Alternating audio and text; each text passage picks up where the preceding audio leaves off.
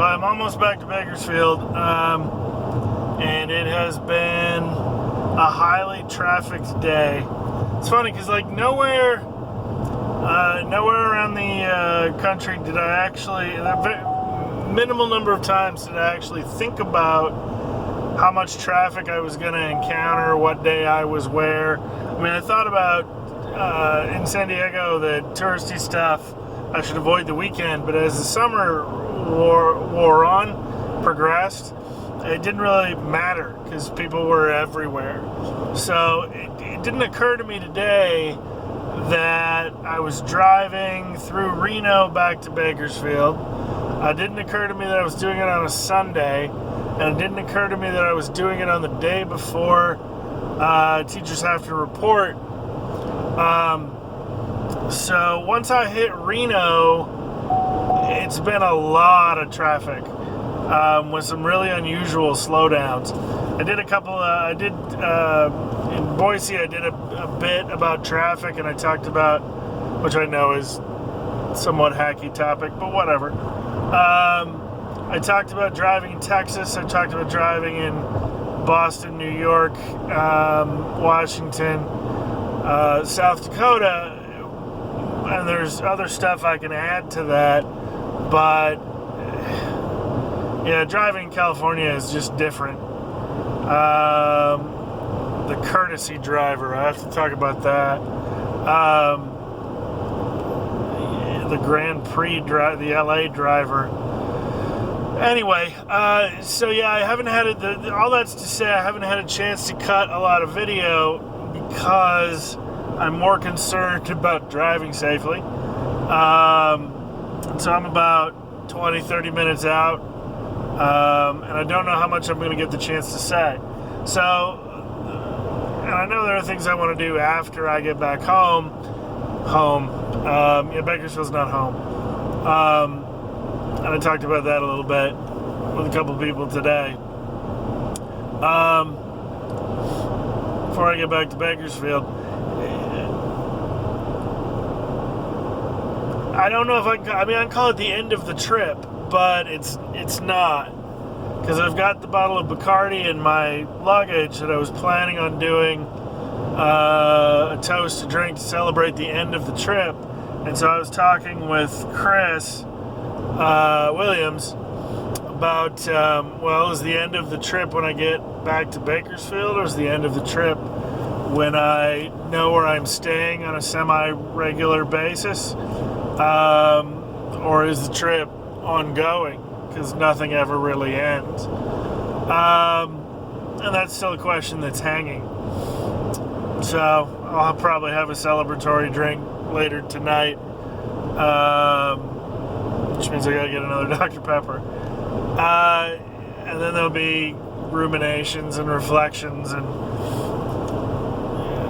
the way I interact with my Instagram and my Facebook has likely changed, although it's probably going to have another change sometime in the near future.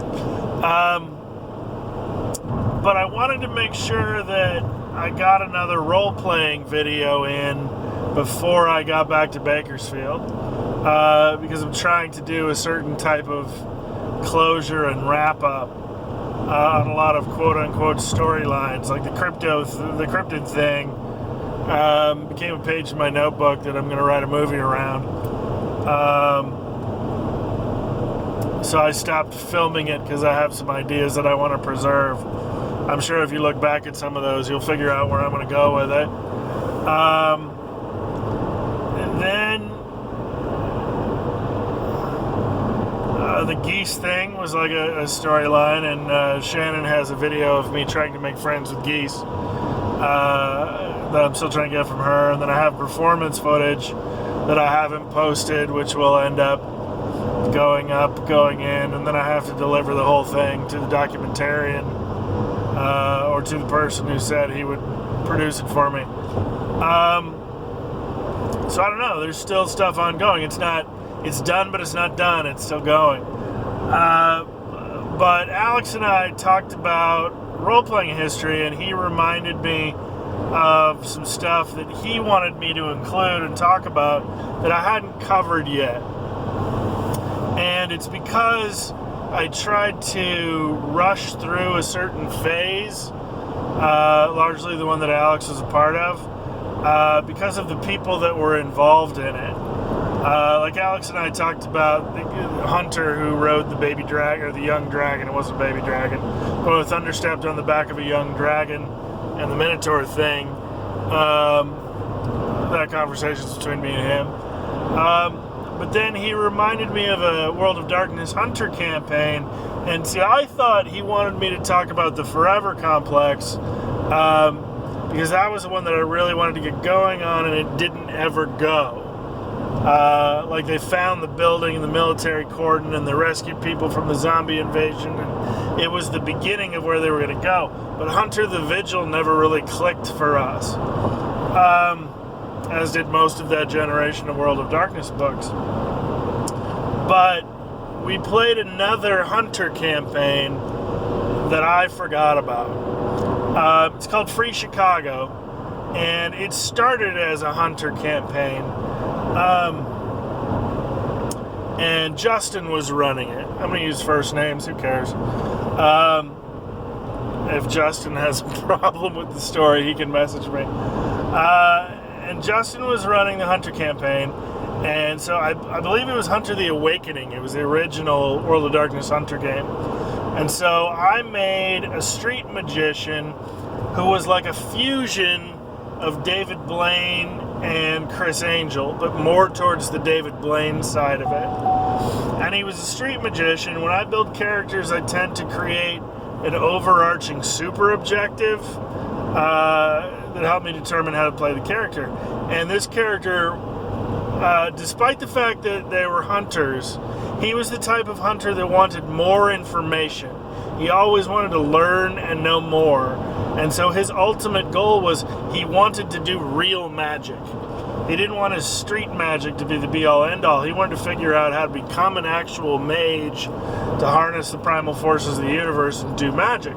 So his participation in the adventures Justin was running, he was looking for the answer to those questions. And then that played off against the other hunter types in the group.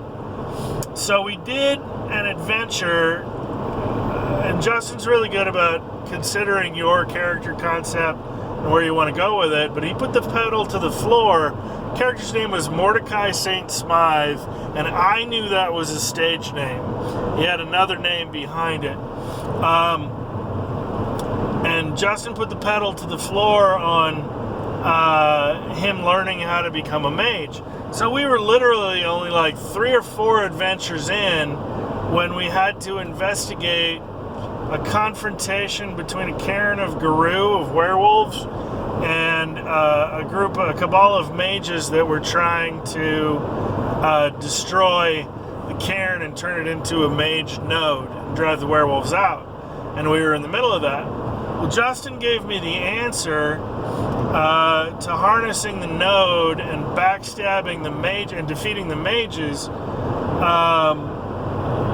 but also screwing over the werewolves at the same time, because you were still draining their holy side into yourself. Justin gave my character the ability to work that spell to draw those energies into himself to transform him. And my character never thought of himself as the bad guy, but the way it came out, I mean, he intended on becoming a mage and then using those abilities to continue being a hunter. But because of the clash of hunter types, everybody else in the group went, no, we're not with you on that. And so Alex was in it, and Isaias was in it, and Salinas was in it. I know there were other people, but I remember specifically what the transformations were for those 3. And so when Justin let off that ritual and my character transformed, we switched game masters. Justin gave the game over to me because I had a vision for where I wanted it to go from there, particularly because Mordecai was now considered the bad guy, and he existed in this moral gray area, which was what I wanted to explore. Do the ends justify the means? Are the tools what's important, or is the philosophy or the agenda or the allegiance? And so I wanted to create those questions for everybody. So Salinas ended up transforming into a werebear, and his character was committed to obliterating anything supernatural, and so he became suicidal. He got some guidance from that same cairn of werewolves that was destroyed in the conversion story, and he got a talisman that would prevent his transformations. It would keep him from transforming even when he wanted to. So he had to purposely remove it to become a werebear. But the character went from being an avenger, a hunter-avenger, it's a type of hunter, not a Marvel superhero, to being a suicidal Geralt werebear. Isaiah, the plan to kill the mages revolved around nail bombs that we had planted near the ritual site. And so when people realized that Mordecai had hijacked the ritual, if I remember this right, Isaiah went to try and defuse the nail bombs, I think so they could get the mages to reverse the ritual. But he didn't get there in time, and so the nail bombs went off. So Isaiah took a whole lot of damage. Alex has asked me not to include the character's name because it was goofy. But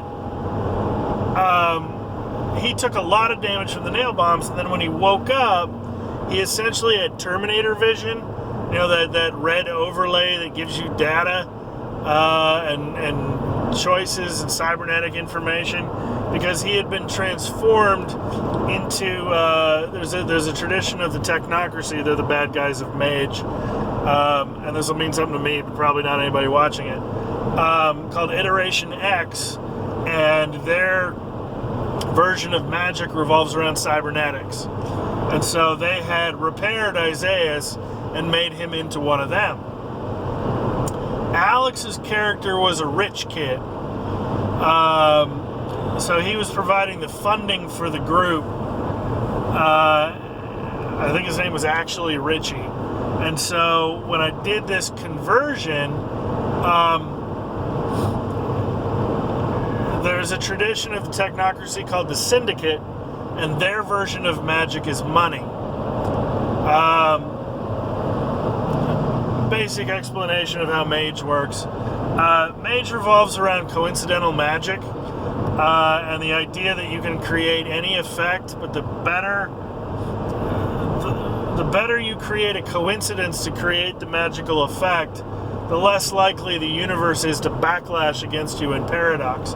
Basically, my test is if an observer watched it happen, how much would they go, that's not possible? And so there are a bunch of different types of magic in the game of Mage, and the original framework was called the Ascension War, because everybody was trying to bring reality towards their version of it. So there's a group called the Dream Speakers that's into chanting and New Age and crystals. There's a group called the Akashic Brotherhood that's into martial arts and self-focus. There's a group, I mean, there's a bunch of these. Verbena are like eco-warrior nature people. And then the Technocracy are the groups that were all about technology, and they banded together. And there were originally 6 of them. And they were the Syndicate, that revolves around money, Iteration X, that revolves around cybernetics, the Progenitors, which revolve around medicine, the New World Order, that revolves around Men in Black and espionage, and the Void Engineers, which revolve around space exploration. Then the 6th one was the Virtual Adepts, which revolved around computers and the internet, and they defected because they didn't like what the Technocracy was doing. There's another science-based magical tradition that's not associated with the Technocracy. They're called the Sons of Ether, and they're into weird science. So if you think like Jimmy Neutron, or the robot-headed gorilla in that one old science fiction movie, his name escapes me at the moment. Those are Sons of Ether ideas, weird science, Briscoe County Jr., cyberpunk, Wild Wild West, that kind of thing. And so because it's hard to believe a Sons of Ether effect, the Technocracy didn't want them. So I converted Alex's character to the Syndicate, Isaiah's character to Iteration X, Selena's character became a werebear, and Eric's character decided he wanted to become a vampire. So we had run, he engineered a kidnapping. He kidnapped a vampire and did a forced embrace to turn him into a vampire, essentially. And I had mapped out this game. It's the only game I've ever done this for. I mapped it out on the wall of my dining room initially with note cards and yarn to show the character relationships. And then each note card had the adventures the character had participated in, so we could keep track of everybody's history. And then I had notes both on what Justin had done, because he basically laid the framework, the groundwork for Chicago. Because I was gonna, once I had converted everybody, the next step was gonna be to run a mini campaign where Eric became the Prince of Chicago. And so when we jumped forward 10 to 15 years, everybody there would be different factions in control of different pieces of Chicago, and then all the characters would go to war or figure out who was right or try to I didn't know where we were going to wind up. I just knew I wanted to explore all of the different factions, how they related to each other, and the concept of who's right and why. And so I had the entire thing out there and in play and ready to move, and then the game kind of fell apart. There was one adventure we did with Justin which spawned a mini campaign. I'm passing a cop right now, which is why the phone is at the angle that it is, where Mordecai, while he was still human, and oh god, I don't remember who the other character was, they were rooting out a group of Sabbat vampires from Chicago, but they knew they couldn't do it by themselves, so they got on the internet and they found a hunter cell that was operating in Chicago, and they hired 2 demolitions guys and 2 snipers to help them out. And this is the adventure where Justin got tired of the fact that I had taken both eidetic memory and encyclopedic knowledge for my character as merits, because my character and Mordecai and whoever was with him, broke into the Sabbat Haven, I guess it was, found the office where a lot of records were kept, and Justin went, "You don't have time to read them all." And I went, "I don't need to read them all. I just flip through them and make sure I look at each page. I'll go back and read them later." So not only could I memorize it by looking at it, I could ask Justin questions about everything I'd read based on encyclopedic knowledge.